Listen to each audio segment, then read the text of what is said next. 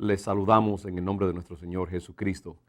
Quiero comenzar una serie de meditaciones orientadas hacia el tema del Espíritu Santo. La vida llena del Espíritu, la vida de poder que Dios quiere que todos vivamos.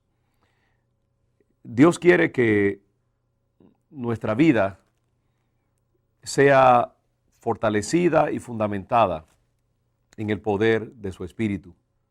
Dios quiere que nuestras acciones, nuestros esfuerzos a favor del reino, nuestros ministerios, nuestra vida cotidiana como padres, como esposos o esposas, como trabajadores o profesionales, esté fundamentada sobre la energía, sobre el poder, la autoridad que solo su Espíritu puede dar. La palabra del Señor es clara que los hijos de Dios no podemos movernos solamente en nuestras propias fuerzas o en nuestra propia inteligencia, sino que necesitamos algo que solo puede venir desde arriba. Por nosotros mismos estamos perdidos. El mundo es demasiado pesado y las fuerzas que están en contra de nosotros son tan poderosas. El poder del pecado, el poder del mundo, el poder de las tinieblas, es tan poderoso y tan negativo que si tratamos de vivir esa vida fructífera y enérgica que Dios quiere que vivamos por nosotros mismos, por nuestras propias fuerzas, por nuestra sabiduría, nunca podremos hacer nada que valga la pena en el reino de Dios. Nunca podremos tener el éxito en nuestros esfuerzos personales, nunca podremos tener impacto en nuestros ministerios, a menos que no sea con la energía del Espíritu Santo. La palabra del Señor es bien clara con respecto a esto. Por eso es tan importante que todo cristiano sepa, primeramente, que ese es el plan de Dios, que vivamos una vida llena, rebosante del Espíritu Santo, y también que sepamos cómo ir a ese Espíritu de Dios, cómo encontrar el acceso a ese poder y a esa energía que Dios quiere suministrarnos y que Él quiere que corra a través de nosotros continuamente. Los creyentes que aprenden a vivir en el poder del Espíritu Santo será gente mucho menos desgastada, tendrán menos fracasos, recibirán más iluminación del Señor, renovarán sus fuerzas con mayor facilidad, podrán durar más tiempo en los ministerios y los proyectos que emprendan, que aquellos que solo viven conforme a una energía religiosa o simplemente a una piedad espiritual religiosa o cualquier otro tipo de energía que no sea la energía del Espíritu Santo. Por eso es tan importante, hermanos, que nosotros entendamos esta gran verdad. Dios quiere que seamos llenos del Espíritu Santo. Dios quiere que aprendamos a ir una y otra vez a las aguas y beber de ese poder de Dios. Y vamos a ver a través de estas próximas meditaciones que ese llamado a vivir en el poder del Espíritu Santo no es algo nuevo que se le ocurre a Dios solamente en el libro de los Hechos o en algunas otras partes del Nuevo Testamento, sino que desde el principio mismo, en la vida de profetas y reyes y gente que Dios usó en el Antiguo Testamento, ese principio de vivir y de moverse y ministrar en el poder del Espíritu Santo siempre estuvo allí. Y lo que pasa es que a veces en el Antiguo Testamento esa verdad no está tan claramente explicada o desarrollada como lo vemos en el Nuevo Testamento. Pero es una verdad que Dios siempre ha querido que su pueblo conozca, que para vivir vidas de poder y de efectividad, para hacer cosas grandes en el reino de Dios y para tener éxito contra los poderes de las tinieblas que siempre quieren destruirnos, robarnos la bendición, llevarnos al fracaso, necesitamos la unción del Espíritu Santo. Y uno de los textos primeros en la Escritura que nos muestran la obra y la importancia del Espíritu Santo lo encontramos en el mismo libro de Génesis, en el primer capítulo, en el momento mismo de la creación, donde dice que en el principio creó Dios los cielos y la tierra estaba desordenada y vacía, y las tinieblas estaban sobre la faz del abismo, y el Espíritu de Dios, marque eso, y el Espíritu de Dios se movía sobre la faz de las aguas. Como vemos en este pasaje, aún al inicio mismo, antes de Dios iniciar el proceso de la creación, ya su espíritu mismo estaba jugando un papel creativo. Lo que nos muestra este pasaje de Génesis es que había un momento en que todo era vacío. No había ninguno de los objetos y de los principios y las cosas que componen la creación como nosotros la conocemos. Dice que la faz de la tierra estaba vacía, había solo desolación. Todo lo que había era mera potencialidad. Pero el Espíritu del Señor estaba moviéndose sobre ese caos, sobre esa potencialidad, esas aguas que representan la vida que ha de surgir. De hecho, los científicos saben que aún aquellos que hablan acerca del darwinismo y de que la creación, mejor dicho, la naturaleza surge por sí sola y no a través de Dios, dicen que la vida comenzó en el agua.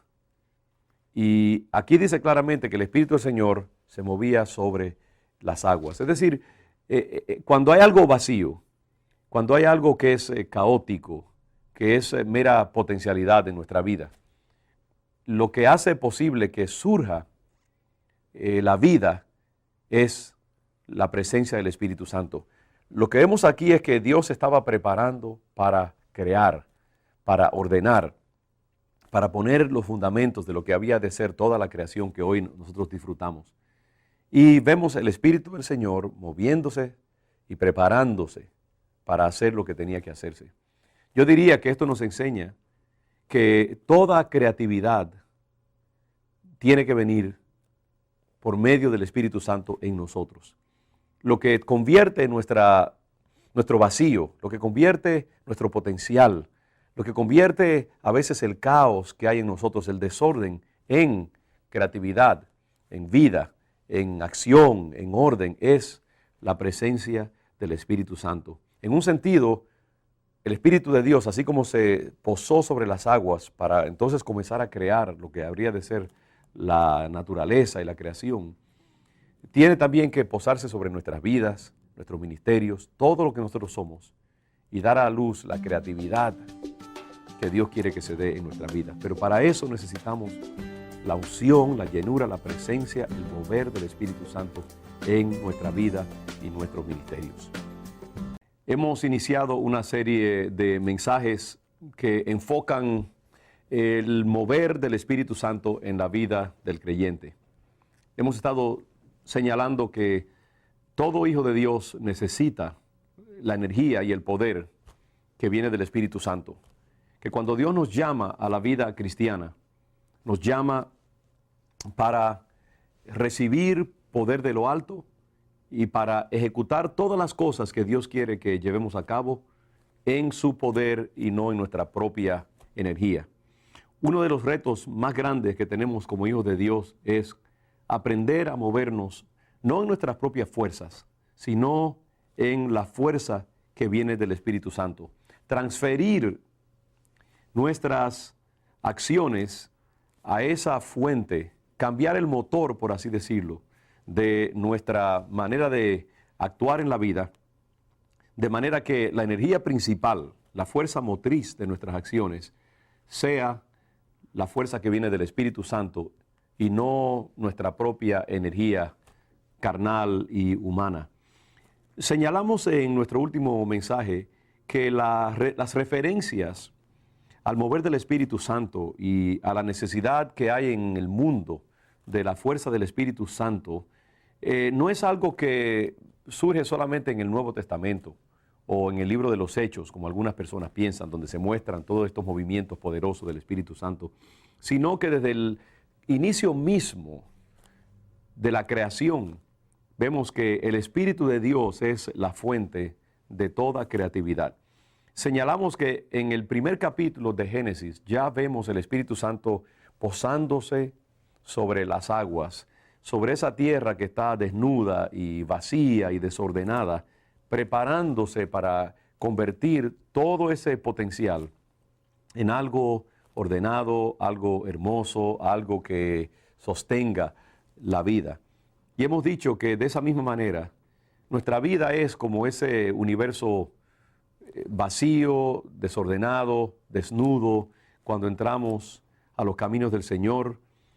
Y el Espíritu Santo está allí esperándonos a la entrada del reino de Dios para convertir nuestros dones y nuestra potencialidad que muchas veces no hemos podido usar en una forma creativa y ordenada. Y el Espíritu Santo quiere tomar esos materiales, esa materia prima, y convertirla en algo hermoso, ordenado, que dé luz, que dé a luz a la vida de Dios. Y de esa manera vemos que en el libro de Génesis, en el capítulo 1, ese Espíritu de Dios que se movía sobre la faz de las aguas, que es como el potencial, la fuerza bruta, la materia prima de la creación, comienza entonces a crear cosas. Y vemos que en el versículo 3 dice, y dijo Dios, sea la luz, y fue la luz.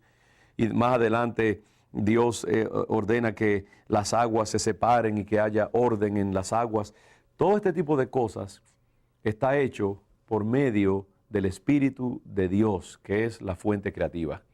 Y de esa misma manera nosotros necesitamos ese poder que convierta nuestro caos, nuestro desorden, nuestro vacío en vida creativa que lleve a cabo los propósitos de Dios. Así que vemos que desde el inicio mismo, antes de la creación, podemos decir, ya el Espíritu de Dios está jugando ese papel importante.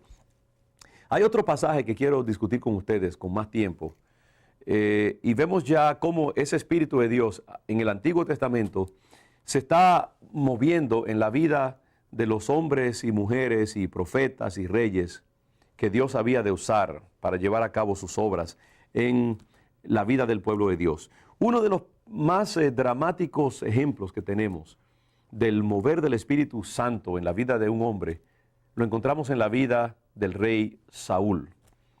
Es interesante que Saúl era un hombre muy imperfecto. Sabemos que su vida terminó en desastre porque no obedeció a la voluntad de Dios. No se dejó guiar por Dios que quería dirigir su reinado. Pero cuando Dios lo llama a él por razones misteriosas, porque Dios tenía que saber que Saúl iba a fracasar al final, pero recordemos que había una controversia entre Dios y el pueblo de Israel que quería simplemente un rey porque todas las demás naciones de los alrededores tenían rey, pues ellos querían estar a la moda, y Dios sintió que eso era un rechazo directamente de su persona, porque él quería ser el rey sobre su pueblo. Y Dios les dijo, ustedes les voy a dar rey, pero sepan que esos reyes van a ser hombres muy imperfectos, van a abusar de ustedes, van a cometer graves errores y van a poner a la nación en aprietos, pero voy a complacerlos. Y yo creo que parte de lo que estaba aquí pasando era que Dios también tenía esa controversia y dijo, bueno, ¿ustedes quieren reyes? Les voy a dar un rey como ustedes lo quieren, grande, fuerte, atractivo como era Saúl, pero les va a costar caro. Hay algo aquí de ese misterio de lo que Dios estaba haciendo. Pero es interesante que cuando Dios comisiona a Saúl, lo primero que hace es pedirle a Samuel, el profeta, que unja a Saúl y que le imparta la unción del Espíritu Santo. Todos los grandes reyes de Israel eran ungidos con aceite como señal del Espíritu de Dios que iba a posarse sobre ellos para capacitarlos para llevar a cabo las cosas que Dios quería que llevaran. Ser rey era algo muy serio, muy exigente, lleno de peligros, y por lo tanto estos reyes necesitaban tener la unción del Espíritu Santo. Vemos en el capítulo 10 de Primero de Samuel que cuando Samuel llama a Saúl, dice que Samuel tomó, en versículo 1, capítulo 10, una redoma de aceite, la derramó sobre la cabeza de Saúl y lo besó y le dijo, ¿no te ha ungido Jehová por príncipe sobre su pueblo Israel? Vemos entonces que lo primero que hace Samuel es ungir a Saúl para que él lleve a cabo su trabajo como rey de Israel. Y lo primero que nosotros tenemos que hacer cuando queremos emprender algo en el nombre del Señor es asegurarnos de que tenemos la unción del Espíritu Santo, de que nuestra vida está llena de ese poder que solo viene de Dios. Sin el poder de Dios no podemos comenzar a hacer nada. Saúl necesitaba esa unción especial. Imagínense qué hubiera sido de Saúl con todas sus imperfecciones de carácter si no hubiera tenido esa unción del Espíritu Santo. Vemos, sin embargo, que la unción del Espíritu Santo no es todo. Se necesitan otros atributos, otras cosas que complementen. Pero definitivamente la base misma de la vida cristiana es esa llenura del Espíritu Santo. Samuel unge a Saúl y lo inicia de esa manera en la carrera que él tiene que llevar a cabo. Nosotros también, al iniciar nuestros proyectos en la vida, nuestros ministerios, necesitamos buscar esa unción del Espíritu Santo. Sobre la vida llena del Espíritu Santo, continuamos tratando con la vida de Saúl específicamente. En nuestra última meditación vimos cómo Dios escoge, podemos decir casi como a regañadientes, a Saúl para ser el primer rey humano de Israel. Y es claro que lo primero que Dios quiere que Samuel, el profeta que ha comisionado a Saúl para ser rey, haga es que lo unja con aceite simbólicamente, señalando la unción del Espíritu Santo. El Espíritu de Dios que desciende sobre Saúl para capacitarlo sobrenaturalmente, para que él lleve a cabo las obras de Dios como rey sobre Israel. De nuevo, es importante señalar esta idea de que Saúl era un hombre extremadamente imperfecto. Vamos a ver más adelante muchas manifestaciones de esa imperfección en el carácter de Saúl. Sin embargo, Dios lo escogió a él e hizo morar su espíritu sobre Saúl. Y es importante que entendamos esto, que para vivir una vida llena del Espíritu Santo no tenemos que ser perfectos. Una de las cosas que mucha gente no entiende es que los hijos de Dios no somos perfectos, que Dios escoge vasijas de barro, escoge gente imperfecta para llevar a cabo su obra, y que el hecho de que tengamos la unción de Dios sobre nosotros, esto no es como una fórmula mágica que resuelve todos los problemas y que evita todos los errores y que de momento nos convierte en personas perfectas, que no estamos expuestos a los pecados y a las tentaciones de cualquier otro ser humano. Y yo creo que mucha gente erróneamente rechaza la vida pentecostal y el ambiente pentecostal, porque ciertamente ven en nosotros, los pentecostales, tantos errores, tantas imperfecciones que de hecho tenemos, y en algún momento quizá vamos a hablar por qué muchas veces en el mundo que se identifica con el Espíritu Santo y los dones del Espíritu, hay a veces tantas debilidades, tantos errores, tantas imperfecciones que llevan a muchos que nos están mirando desde afuera a rechazar esa unción que sí existe y se mueve y se manifiesta en el ámbito pentecostal, porque hay mucha gente que cree que si una persona está llena del Espíritu Santo y tiene el poder de Dios con él o con ella, que entonces no debe cometer graves errores y debe ser una persona que se mueva siempre correctamente, y es un error. El Espíritu Santo y su presencia en nuestras vidas no garantiza la perfección. Lo que hagamos con esa fuerza del Espíritu Santo en nosotros, la manera en que administremos y manejemos el poder de Dios en nuestras vidas va a determinar a qué nivel de perfección y de éxito nosotros vivamos la vida cristiana.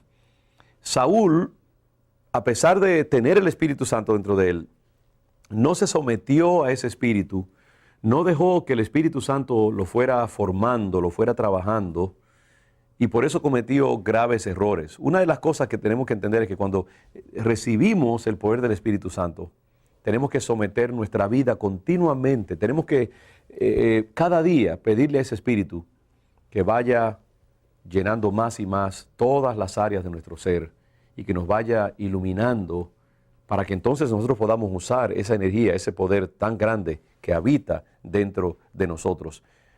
la presencia del Espíritu Santo en nuestra vida no nos exime a nosotros de un grado de responsabilidad muy grande que tenemos de manejar con reverencia, con sumo cuidado, con delicadeza, ese poder que Dios nos ha confiado.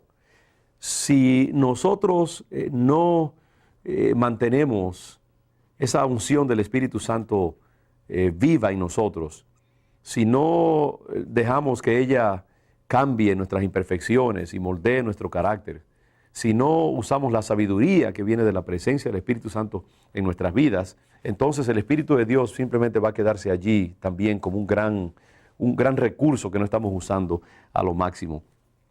Por eso yo creo que el apóstol Pablo, cuando le escribe a Timoteo, le dice a Timoteo: te aconsejo que avives el fuego del don de Dios que está en ti por medio de la imposición de mis manos. ¿Por qué le dice Pablo a Timoteo que avive el fuego del don de Dios? Porque el don de Dios está en nosotros, es un don, es una dádiva, es algo que Dios pone en nosotros, pero a nosotros nos toca, tenemos la responsabilidad de avivar ese don en nuestra vida cada día. Y avivar quiere decir ponerlo en manifestación. La palabra que se emplea en el griego original, traducida avivar en español, es una palabra que implica como abanicar, como se abanica un fuego para que crezca y se expanda y se ensanche, cuando lo que hay es un fuego pequeñito, cuando hay una brasa y queremos que se prenda en fuego la madera, y entonces la abanicamos de manera que esa brasa pues se convierta en fuego activo. Asimismo, la brasa del Espíritu de Dios habita en nosotros.